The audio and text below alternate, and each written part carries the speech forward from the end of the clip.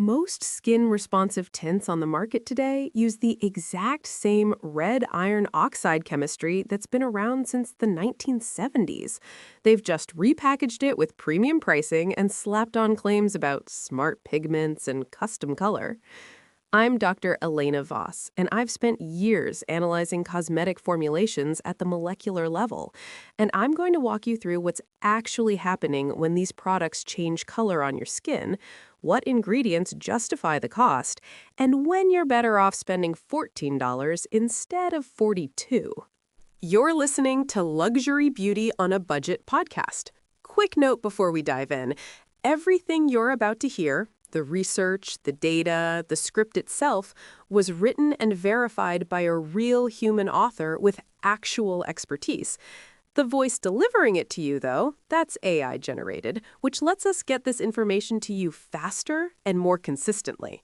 Now, if you've been listening to this show for a while, thank you. It means a lot that you keep coming back episode after episode. And if you're just discovering us today, welcome. I think you'll like what we do here. We release new episodes every Monday, Wednesday, and Friday, breaking down the real science, the actual costs, and whether premium beauty products are worth it. Let's jump in.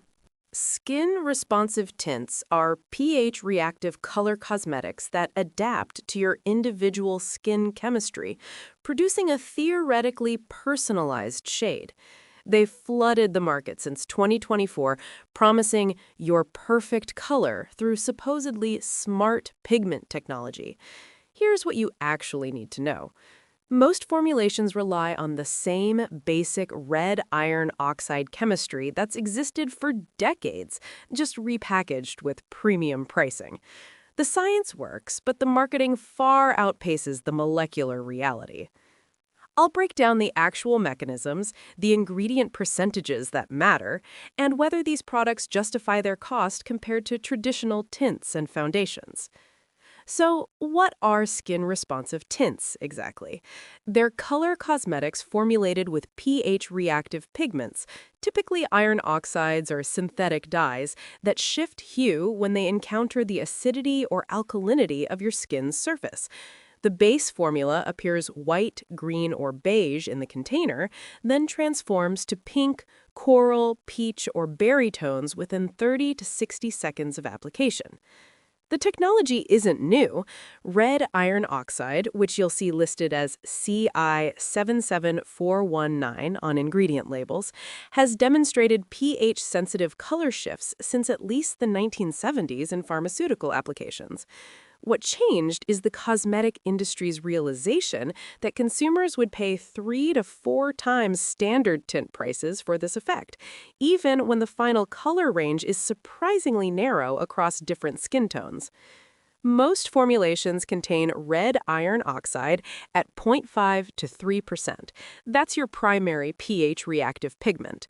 You'll also find blue or yellow iron oxides at 0.1 to 1% for hue adjustment, titanium dioxide at 2 to 8%, which provides initial opacity and an SPF boost, and film-forming polymers, typically acrylates copolymer at 1 to 3%.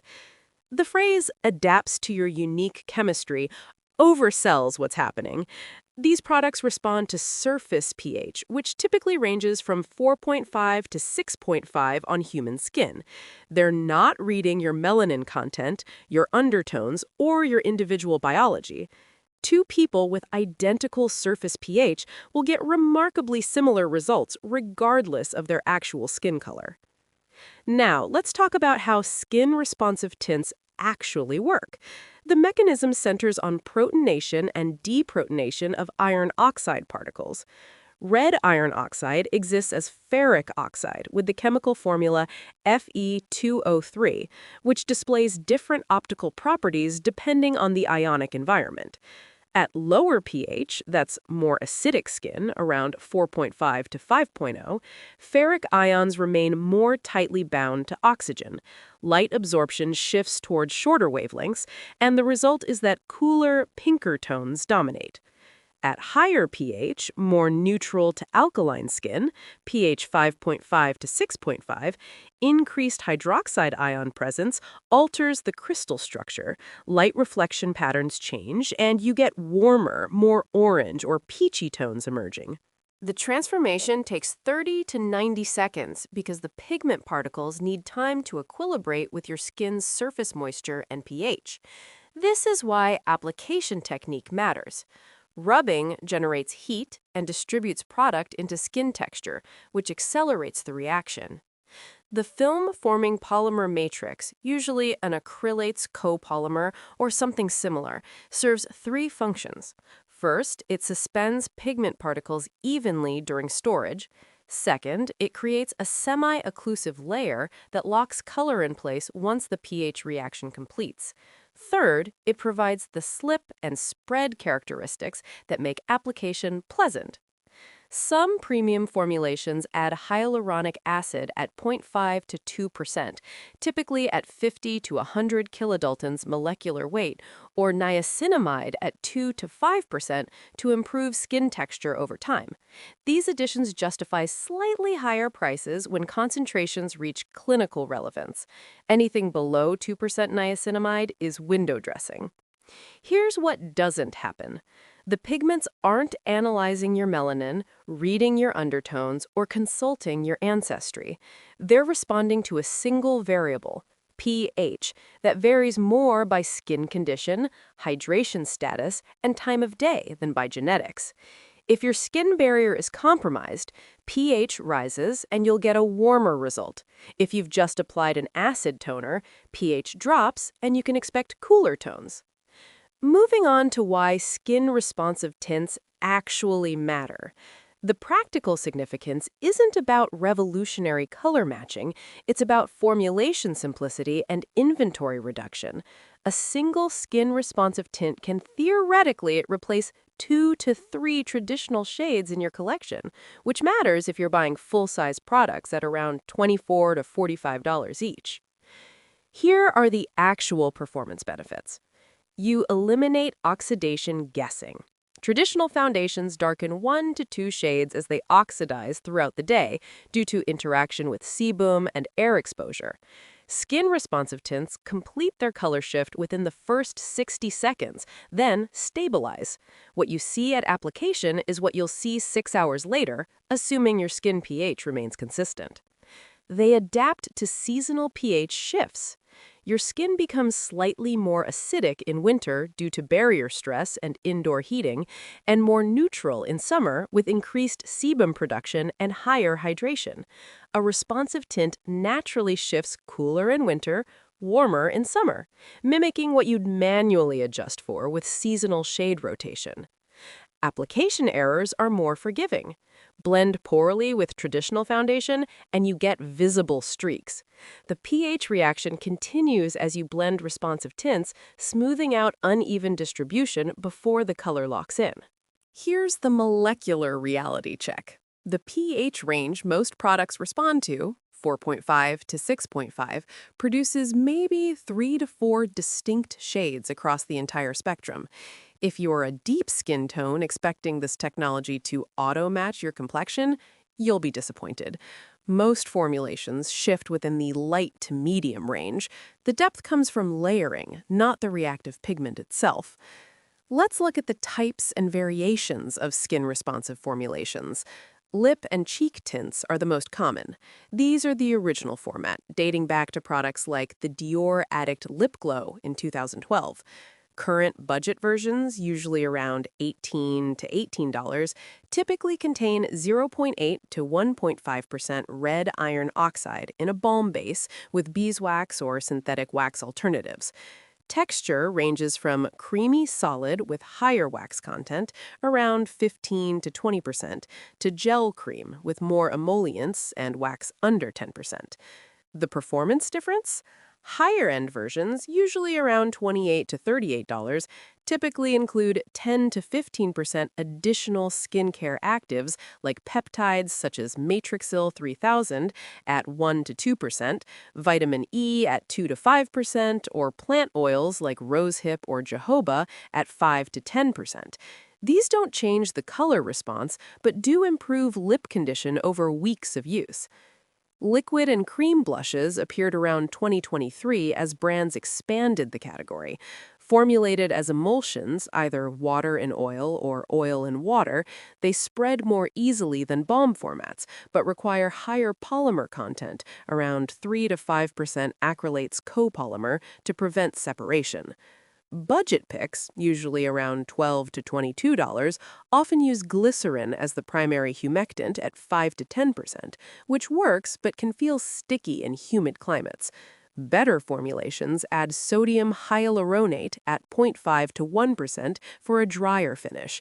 If you have oily skin, look for dimethicone percentages under 3%. Anything higher amplifies shine within 2 to 3 hours. Tinted moisturizers and primers are the newest format from 2025 to 2026, combining pH-reactive pigments with broad-spectrum mineral SPF 20 to 30. The zinc oxide or titanium dioxide serving sunscreen duty also contributes to the initial opacity before color shift occurs. Here's an important ingredient note.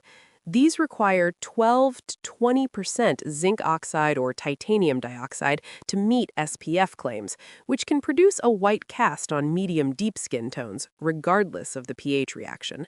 Some brands micronize the mineral filters to 20 to 30 nanometer particle size to reduce this effect, though photostability can suffer at smaller sizes. A few outlier products combine pH-reactive pigments with temperature-responsive components, usually thermochromic liquid crystals at 0.1 to 0.5%. These shift color based on both skin pH and surface temperature. The effect is subtle, maybe a half-shade variation, and not worth paying a premium unless you genuinely experience significant facial temperature fluctuations throughout the day. Now for a formulation deep dive. Base vehicle matters more than pigment type. The carrier determines wear time, finish, and skin compatibility, not the reactive iron oxide, which performs similarly across formulations. For dry skin, prioritize squalene or plant oils in the first 5 ingredients at 3 to 8% concentration. Look for ceramides, specifically NP, AP, or EOP at 0.5 to 2% total. Avoid high alcohol content. Ethanol above 5% will exacerbate dryness. Acceptable polymers include vinyl dimethicone/methicone silsequicone cross-polymer, which provides flexible hold without tightness. For oily or combination skin, look for cyclopentasiloxane or dimethicone as primary silicones at 2 to 5%, silica or nylon 12 for oil absorption at 1 to 3% works well. Niacinamide at 3 to 5% actively regulates sebum production over 4 to 6 weeks. Avoid heavy oils. Anything with caprylic/capric triglyceride above 5% will slide off by midday. For sensitive or reactive skin, minimal fragrance is key. None is ideal, but if present, keep it below 0.5%. No essential oils, linalool, limonene, and citral are common irritants, even at 0.1%. Choose zinc oxide over titanium dioxide for SPF, since it has less inflammatory potential. Avoid artificial dyes and stick to iron oxides and mineral pigments only. Here's the price per ounce reality. Budget skin-responsive tints, usually around $10 to $18 for 0.3 to 0.5 ounces, typically cost $24 to $36 per ounce. Luxury versions, usually around $32 to $48 for 0.25 to 0.35 ounces, run $92 to $140 per ounce. The pigment technology is identical. You're paying for packaging, brand positioning, and occasionally higher concentrations of supplementary skincare actives. Manufacturing origin matters. Many budget-friendly responsive tints are produced in South Korean facilities that also manufacture for prestige brands. Look for Made in Korea on products from brands like Flower Beauty, Milani, or Ulta's Houseline. You're often getting the same factory formulation at a fraction of the price. Let's talk application strategy. Surface preparation determines final color more than product formulation. The pH reaction only works on the outermost skin surface, so everything you apply beforehand influences the result. Immediately after cleansing, when skin pH is around 5.5 to 6.0, you'll get warmer, more neutral tones. The skin is slightly alkaline from water exposure and hasn't yet resecreted its acidic mantle. 30-plus minutes after acids, AHAs, BHAs, or products around pH 3.5 to 4.5, expect cooler, pinker results. Your surface pH remains lowered for 20 to 40 minutes post-application, depending on acid strength and your buffering capacity. Over-occlusive moisturizers or oils, color development slows significantly. The pigment particles can't make proper contact with skin moisture and pH when separated by a lipid barrier. If you must layer over treatment oils, wait 10 to 15 minutes for absorption before applying the tint. With primers, silicone-based primers like dimethicone or cyclospentosiloxane create a neutral surface that blunts pH response slightly. Water-based or glycerin-heavy primers maintain better reactivity. If color shift seems muted, blame your primer. For blending technique, use fingertips, not brushes or sponges for the first 30 seconds. Body heat accelerates the reaction. Once initial color appears, you can switch to tools for precise placement. I tested 8 formulations, 4 under $18, 4 over $32, across 3 skin types, dry, normal, and oily, in controlled pH environments. Here's what actually changed with price. What you get with luxury versions, usually around $32 to $48, better sensory experience with silkier texture during application and less tugging. You get 5 to 15% higher active percentages of ingredients like niacinamide, peptides, and botanical extracts. Superior packaging, often airless pumps that maintain formulation stability longer than open pots, and marginally extended wear, 6 to 8 hours versus 5 to 7 hours for budget options. What stays identical? Color shift range.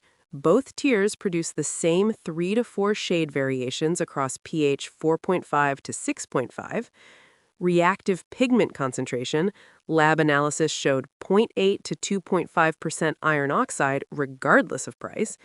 Initial development time stayed at 30 to 90 seconds across all products tested. And ingredient order. The first 8 components were nearly identical in budget versus luxury formulations from the same country of origin. Here's the friction point. Luxury versions often contain synthetic fragrance at 0.3 to 1.2% to achieve their signature scent.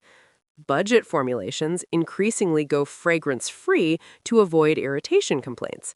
If you have sensitive skin, you're paradoxically better served by the $14 option than the $42 one. Let me give you a specific example.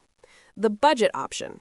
Flower Beauty Flower Pots Powder Blush in Warm Hibiscus, usually around $9.99 for 0.24 ounces, which works out to $41.63 per ounce. It contains 1.2% red iron oxide, 8% squalene, and 3% niacinamide. On skin pH 5.2, it shifted from pale pink to medium coral. It wore 6 hours on oily skin before requiring touch-up, with slight patchiness around the 4-hour mark. The luxury option, Dior Rosy Glow Blush, usually around $40 for 0.26 ounces, which is $153.85 per ounce. Lab testing confirmed it contains 1.5% red iron oxide, 6% plant oils, and 2% peptide complex. On the same skin pH of 5.2, it shifted from barely there pink to slightly deeper coral. It wore 7 hours with a more even fade pattern and was noticeably more blendable during initial application. The verdict? You're paying $112.22 more per ounce for 1 additional hour of wear time, 0.3% more reactive pigment, and easier blending. The color outcome is functionally identical. Choose based on whether supplementary ingredients like peptides or specific oils align with your skincare goals, not the pH technology itself. Now let's cover common formulation problems and red flags. Issue number 1, insufficient pigment load. Some brands use under 0.5% iron oxide to keep costs down. The result is barely visible color shift that requires 3 to 4 layers to achieve any tint. If a product claims to be skin responsive but shows almost no color change after 90 seconds, pigment load is too low. Issue 2, excessive titanium dioxide, over 10%. Formulas heavy on titanium dioxide for SPF or initial opacity can produce a chalky, ashen appearance on medium-deep skin tones. The pH reactive pigments can't override that much white base. Look for products that balance zinc oxide and iron oxides more carefully if you're deeper than Fitzpatrick Type 3. Issue 3, unstable emulsions. Budget liquid formulations sometimes separate within 2 to 3 months, particularly if stored above 75 degrees Fahrenheit. Shake vigorously before each use, but if separation occurs faster than quarterly, the emulsifier system, usually polysorbate 20 or 80, is inadequate. This doesn't affect safety, just consistency. Issue 4, pH drift in the bottle. Over 12 to 18 months, some formulations experience pH shift due to preservative breakdown or air exposure. If your tint suddenly produces a different color than it did when new, the formula's internal pH has changed, which alters how the reactive pigments respond to your pH skin. Store in cool, dry places and use within 12 months of opening. Issue 5, fragrance masking poor base quality. If a product smells aggressively perfumed, you notice scent from 6+ inches away, the brand is likely covering unpleasant raw material odors. Iron oxides have a subtle metallic smell, and plant oils can go rancid. Heavy fragrance is a warning sign of corner cutting elsewhere in the formulation. Let's talk about ingredient transparency, what brands should disclose but often don't. Iron oxide percentage is the single most important number, yet almost no brand lists it. Effective formulations contain 0.8 to 3%. Below that, color shift is minimal. Above that, you risk uneven pigment distribution and texture issues. Molecular weight of humectants matters. If a product contains hyaluronic acid or sodium hyaluronate, molecular weight determines where it functions. 50 to 100 kilodaltons sits on the surface for immediate plumping. 10 to 50 kilodaltons penetrate slightly deeper.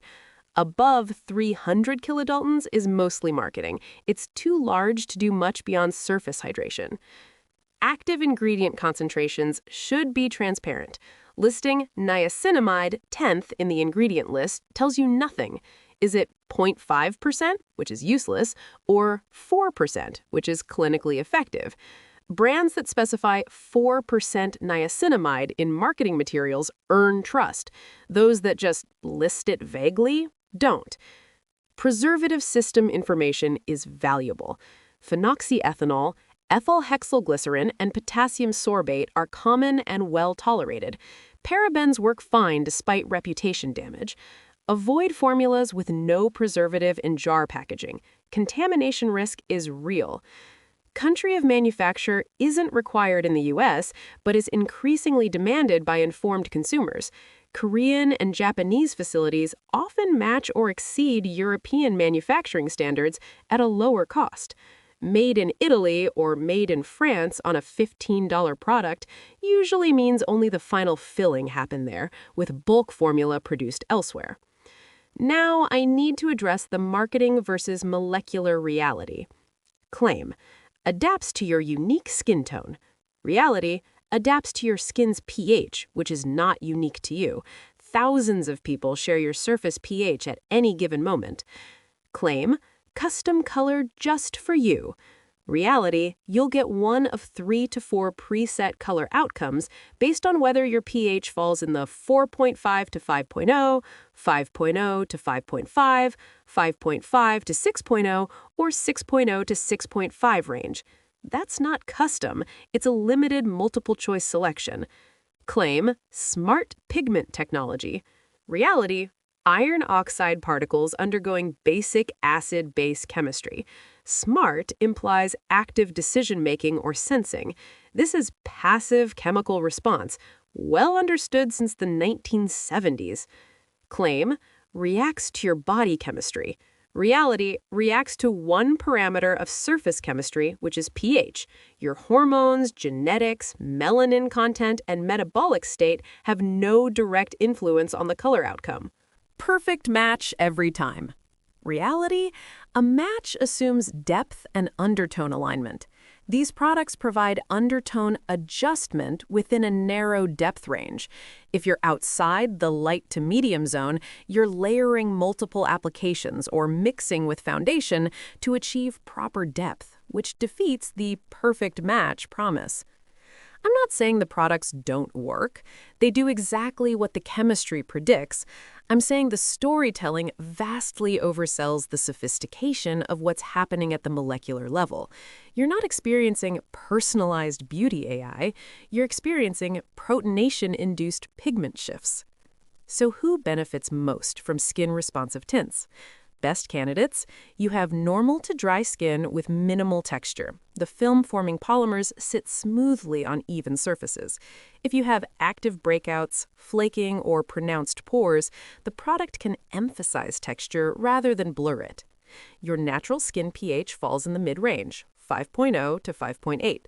This produces the most flattering color outcomes, rosy, peachy tones that suit the widest range of undertones. If you're chronically very acidic or alkaline, you'll get locked into the coolest or warmest end of the spectrum. You prefer sheer to medium coverage. These aren't high pigment products. You're getting a wash of color, not full coverage. If you need to cover redness, hyperpigmentation, or acne scarring, you're better served by traditional foundation with higher pigment load. You want to simplify your routine. Carrying one responsive tint for lips and cheeks beats hauling 4 separate products. For travel or minimalist approaches, this makes sense. You're experimenting with barrier-first beauty principles. Many responsive tints include ceramides, niacinamide, or other barrier-supporting ingredients at meaningful concentrations, allowing you to add color while maintaining your barrier-protective strategy. Worst candidates: deep skin tones, Fitzpatrick VI to 6. Most formulations don't contain enough pigment depth to show up properly. You'll need 4 to 5 layers, at which point you've built up too much product and it starts to look unnatural. Very oily skin. The polymers that lock color in place can feel tacky or shiny on already sebum-rich skin. Look for mattifying formulations specifically, but even those struggle beyond 5 to 6 hours. Sensitive or rosacea-prone skin. The pH reaction itself isn't irritating, but many formulations include fragrance or plant extracts that trigger inflammation. Proceed cautiously with patch testing. Let's do a cost-benefit analysis. Spend under $18 when you're trying the category for the first time and aren't sure you'll like the effect. When you want a lip and cheek tint for occasional use, like the gym, errands, or minimal makeup days. When you have oily skin that breaks down products within 6 hours anyway, so longevity doesn't matter. And when you prefer fragrance-free formulations. Consider $20 to $32 when the formula includes clinically relevant concentrations of niacinamide at 3% or higher, peptides at 1 to 2%, or other actives you'd otherwise buy separately. When packaging is airless or pump-based, extending shelf life, when you want superior blendability and you wear color products daily, and when the brand provides transparent ingredient percentages. Skip anything over $35 unless you genuinely love the sensory experience and have disposable income, unless the brand discloses proprietary technology beyond standard pH-reactive pigments, or unless you're comparing price per ounce and it's actually competitive after accounting for size differences. Here's the mathematical reality. A $14 responsive tint used 3 times weekly lasts approximately 6 months at 0.3 ounces, with roughly 30 applications per 0.1 ounce. That's 8 cents per use. A $42 version lasting 8 months at the same frequency costs 13 cents per use. The 63% premium buys you 2 additional months of wear and marginally better texture. Decide if that trade-off matches your budget priorities. What about long-term skin impact? Let's separate benefit from hype. Potential benefits after 4 to 8 weeks of daily use.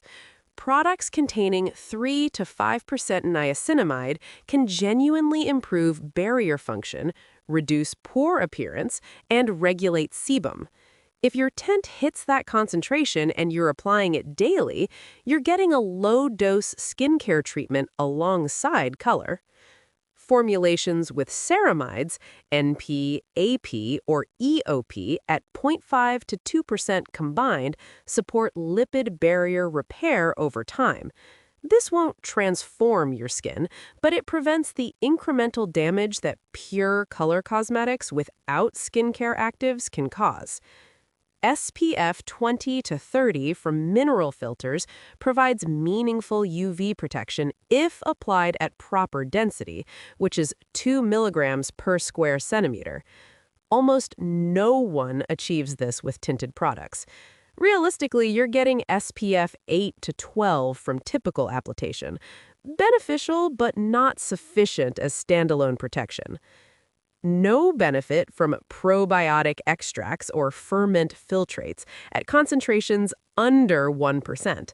These require higher percentages and specific delivery systems to influence skin microbiome. Token amounts in color cosmetics are window dressing.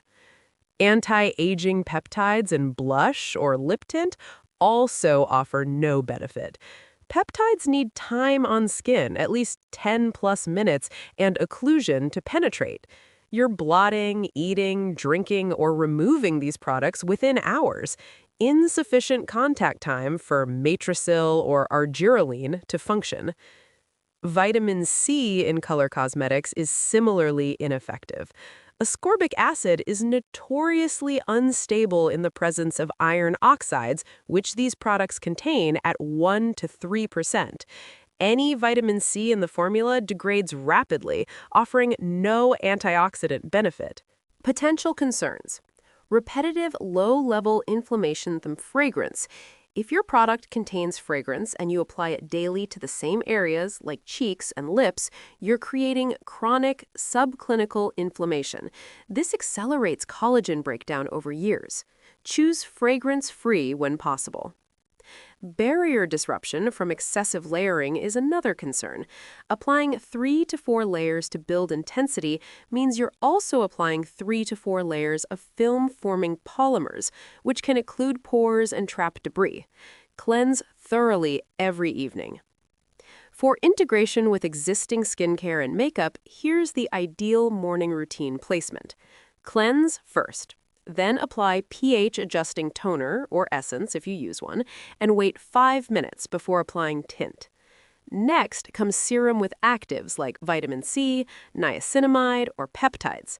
Then moisturizer, wait 2 to 3 minutes for absorption. Apply SPF and wait 1 to 2 minutes. Then your skin-responsive tint, allowing 30 to 60 seconds for color development. Finally, powder if needed to set or mattify. Critical timing. Apply the tint after your skincare's pH has normalized.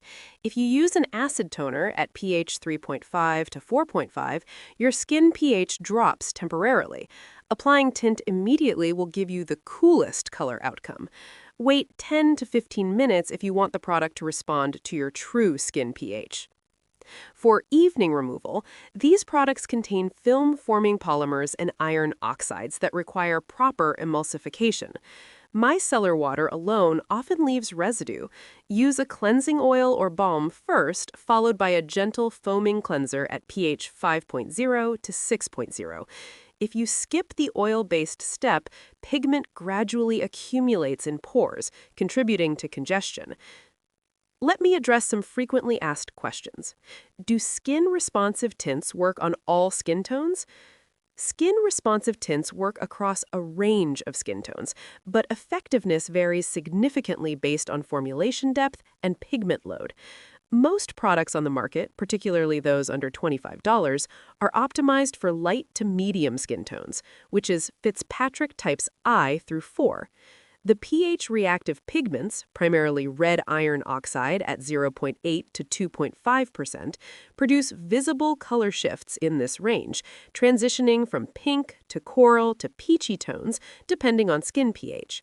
For medium-deep to deep skin tones, Fitzpatrick V to VI, many formulations lack sufficient pigment density to show up vibrantly.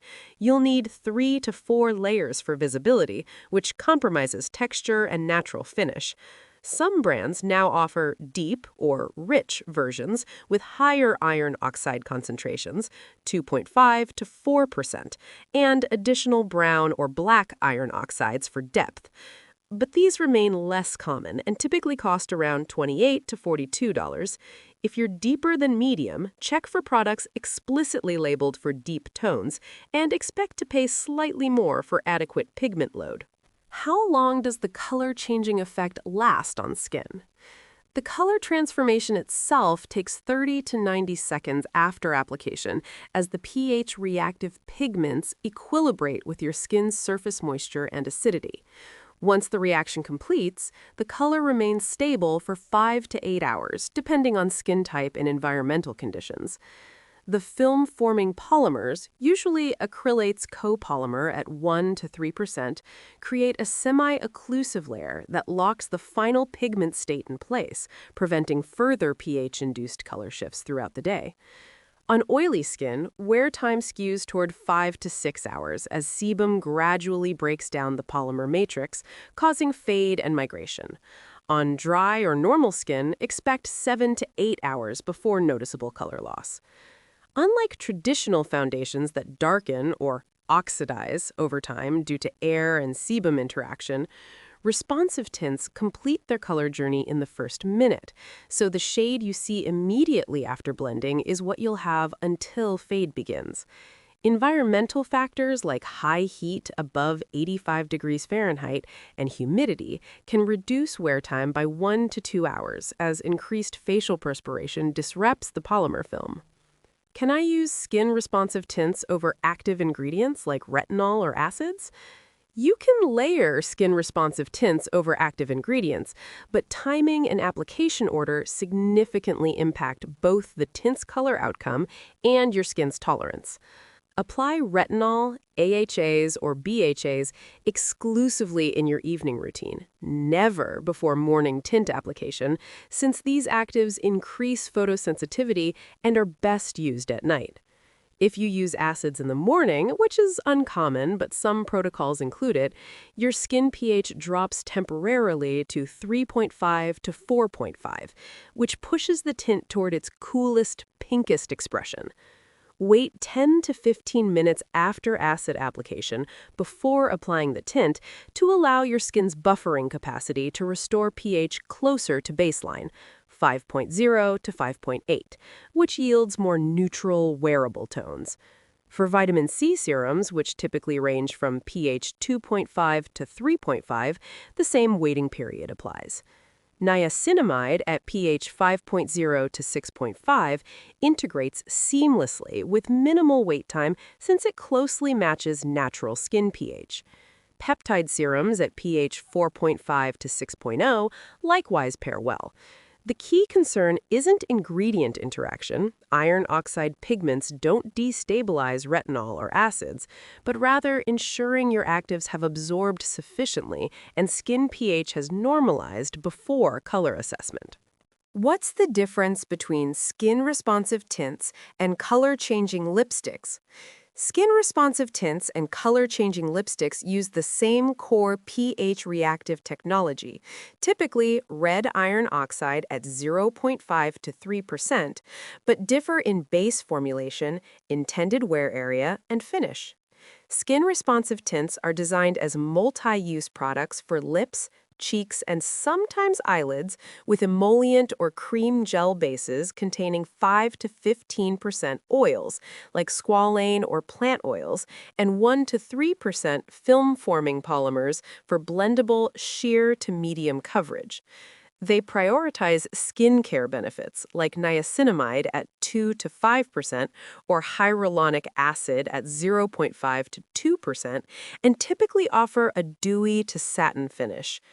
Color-changing lipsticks focus exclusively on lip application with higher wax content, 15 to 25%, for structure and bullet stability, heavier pigment loads for opacity, and often more intense or longer-lasting color payoff.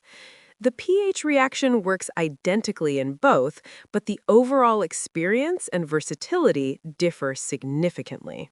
Thanks for listening to this episode of Luxury Beauty on a Budget podcast. We'll be back with a new episode on Monday, Wednesday, and Friday, same time, same place. If you found this useful, I'd really appreciate it if you leave a 5-star rating and write a quick review. It's one of the biggest ways people discover the show, and it helps us reach folks who are looking for exactly this kind of no-nonsense breakdown.